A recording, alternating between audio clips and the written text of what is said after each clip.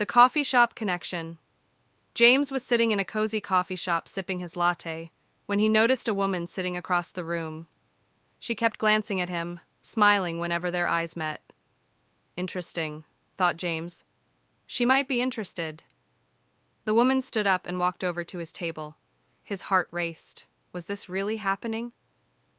"Hi," she said with a big smile. "I couldn't help but notice."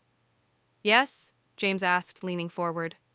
"That you have a smudge of whipped cream on your nose," she finished. James quickly wiped his face, feeling both embarrassed and relieved. "Thanks," he said, chuckling. "I guess I was saving that for later." She laughed and introduced herself as Emma. They started talking. She asked a lot of questions about his favorite books, movies, and whether he believed in love at first sight. James noticed her leaning closer, brushing her hair behind her ear, and laughing at all his jokes, even the bad ones. This is going well, James thought. Then Emma glanced at her watch. "Oh no, I'm late," she said. "It was so nice meeting you, James." She scribbled something on a napkin, handed it to him, and rushed out the door. James looked down at the napkin. His heart sank. It wasn't her phone number. It was a coffee order. 1 double espresso, extra foam. Feeling confused, James decided to let it go. "Don't get too attached to outcomes," he told himself, channeling his inner stoic.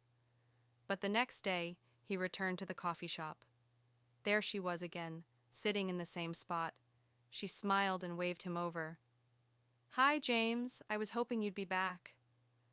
"Were you?" he asked, raising an eyebrow. "Yeah, I left my phone here yesterday," she said, holding it up. "But I also thought you might want to grab a coffee together today.